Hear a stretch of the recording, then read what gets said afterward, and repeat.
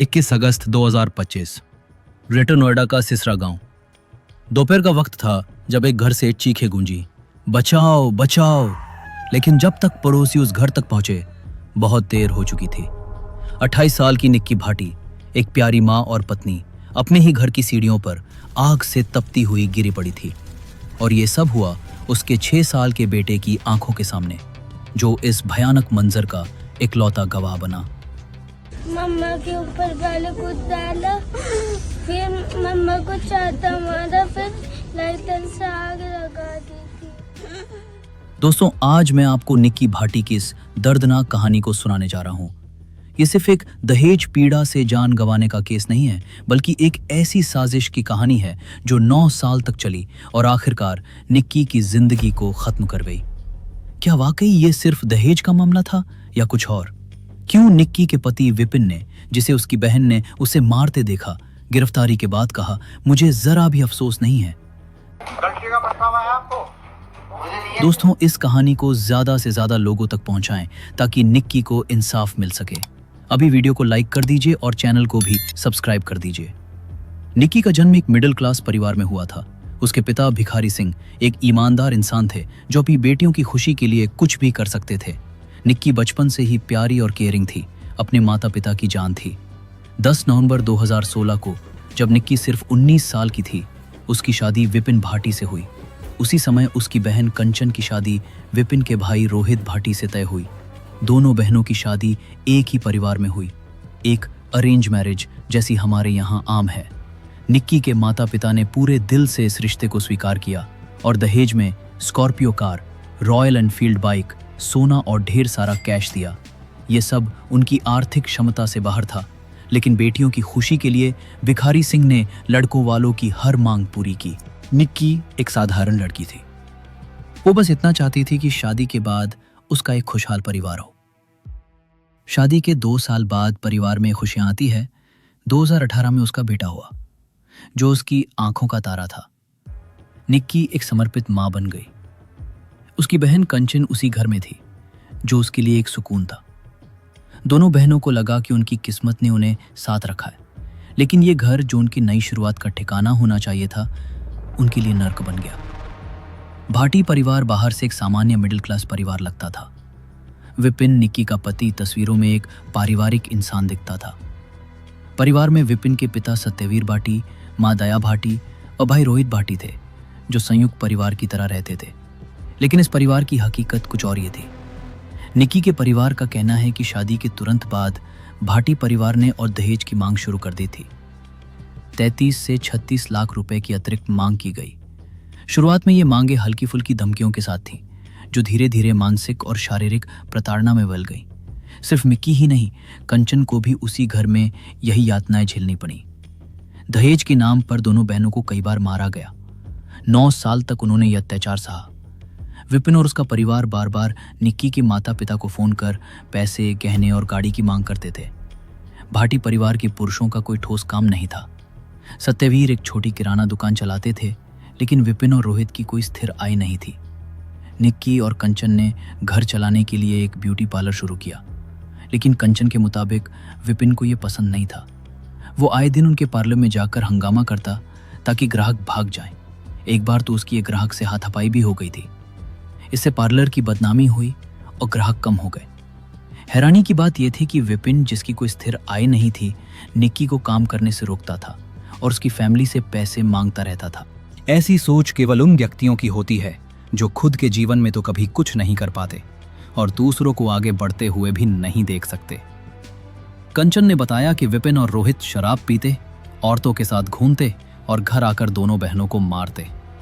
2024 में पता चला कि विपिन का दिल्ली में एक औरत के साथ एक्स्ट्रा मैरिटल अफेयर था।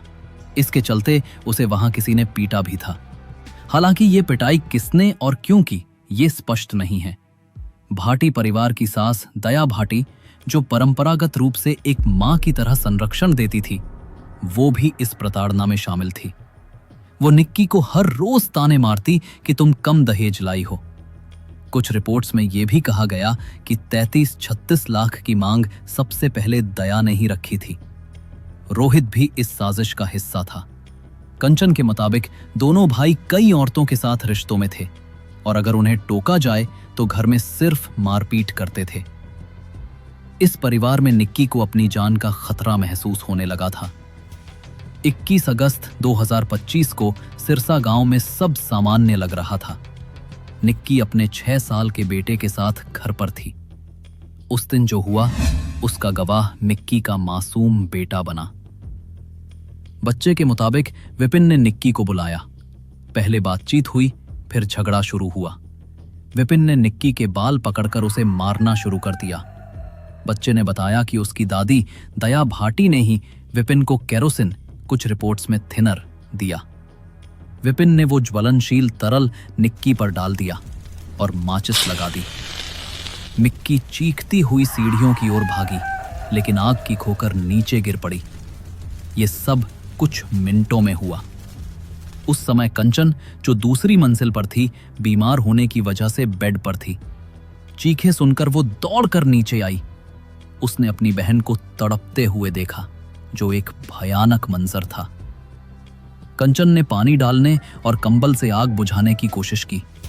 पड़ोसियों ने चीखें सुनी और तुरंत घर पहुंचे, लेकिन तब तक निक्की पूरी तरह झुलस चुकी थी। उन्होंने तुरंत एम्बुलेंस बुलाई। निक्की को पहले फोर्टिस हॉस्पिटल ले जाया गया, फिर दिल्ली के सफदरजंग हॉस्पिटल ट्रांसफर किया गया, जहां वो 70% चोटों के साथ भर्ती हुई। डॉक्टरों ने पूरी कोशिश की, लेकिन आखिरकार निक्की ने दम तोड़ दिया।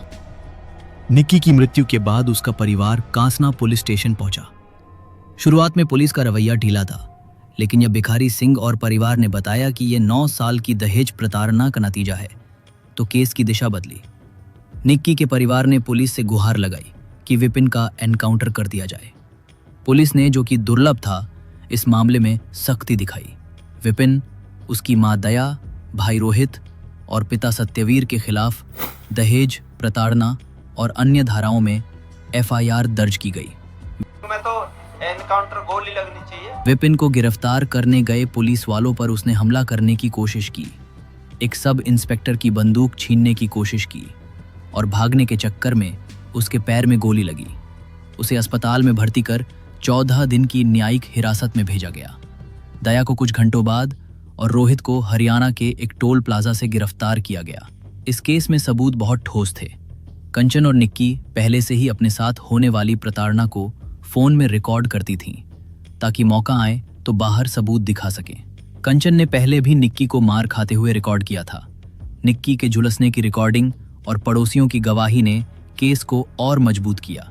सबसे बड़ा सबूत था निक्की के 6 साल के बेटे का बयान, जिसने बताया कि उसकी दादी ने केरोसिन दिया और पिता ने माचिस। पुलिस ने विपिन के सोशल मीडिया अकाउंट्स की जांच की, जिसमें कई संदिग्ध गतिविधियां और एक्स्ट्रा मैरिटल अफेयर्स के सबूत मिले। हैरानी की बात तो ये थी, जब निक्की को अस्पताल ले जाया जा रहा था, विपिन ने इंस्टाग्राम पर एक पोस्ट डाला जिसमें वो उसकी मृत्यु पर शोक जता रहा था। पोस्ट में लिखा, निक्की, तुमने मेरे साथ ऐसा क्यों किया। ये पोस्ट वायरल हुआ, लेकिन ये सिर्फ खुद को निर्दोष दिखाने की कोशिश थी। लेकिन केस के पब्लिक होने के बाद सोशल मीडिया पर जबरदस्त आक्रोश दिखा। निक्की के झुलसने का वीडियो वायरल हो गया, जिसने लोगों के दिल पूरी तरह से हिला दिए। पड़ोसी और स्थानीय लोगों ने पुलिस स्टेशन के सामने प्रदर्शन करना शुरू कर दिया। मांग रखी कि सभी आरोपियों को सजाए मृत्यु दी जाए। सोशल मीडिया पर #Justice for Nikki आज भी ट्रेंड कर रहा है। लोग इसे सिर्फ दहेज का केस नहीं, बल्कि एक सोची समझी साजिश मान रहे हैं। नेशनल कमीशन फॉर विमेन और कई महिला अधिकार संगठन इस केस में शामिल हो गए हैं, सख्त कार्रवाई की मांग कर रहे हैं। स्थानीय लोगों ने भाटी परिवार के घर पर बुलडोजर कार्रवाई की भी मांग की है। दिलचस्प बात यह है कि इस केस के इन्वेस्टिगेशन के दौरान एक सीसीटीवी वीडियो सामने आता है, जो कि ये दर्शाता है कि जब निक्की के साथ ये हादसा हुआ, उस वक्त विपिन घर के बाहर अपनी किराना शॉप के सामने अपनी गाड़ी साफ करने की तैयारी कर रहा था। तो फिर बच्चे का ये बयान कि पापा ने ही माचिस लगाई, ये भी कन्फ्लिक्ट कर रहा है। खैर, इस सीसीटीवी की जांच अभी चल रही है। विपिन अभी न्यायिक हिरासत में है और उसका इलाज चल रहा है। कोर्ट की कार्यवाही शुरू हो चुकी है। वकीलों का कहना है कि सबूत इतने मजबूत हैं कि आरोपी बच नहीं पाएंगे। लेकिन सवाल यह है कि आखिर क्यों माता पिता अपनी बेटियों की शादी सिर्फ बिरादरी में करने के लिए मजबूर करते हैं। क्यों वो ये नहीं देखते कि जो परिवार दहेज मांग रहा है वो उनकी बेटी को खुश रख भी पाएगा। अगर रिश्ता सिर्फ पैसे पर बन रहा है तो उसमें खुशी कैसे आएगी। निक्की की कहानी हर उस लड़की के लिए एक सबक है जो चुपचाप अत्याचार सहती है, और हर उस माता पिता के लिए जो दहेज की मांग को नजरअंदाज करते हैं। ये केस अभी रुका हुआ है, लेकिन मुझे यकीन है कि निक्की को इंसाफ जरूर मिलेगा। दोस्तों, अगर आपको ये वीडियो अच्छा लगा तो जरूर अगला वीडियो देखिए, जिसमें मैंने आपको बॉलीवुड की दिग्गज अभिनेत्री श्रीदेवी की रहस्यमयी मौत की असली कहानी बताई है। दुबई के होटल के बाथटब में हुई उनकी अचानक मृत्यु के पीछे का सच जानकर आप हैरान रह जाएंगे। अभी इस वीडियो को क्लिक करिए। आपका बहुत बहुत धन्यवाद।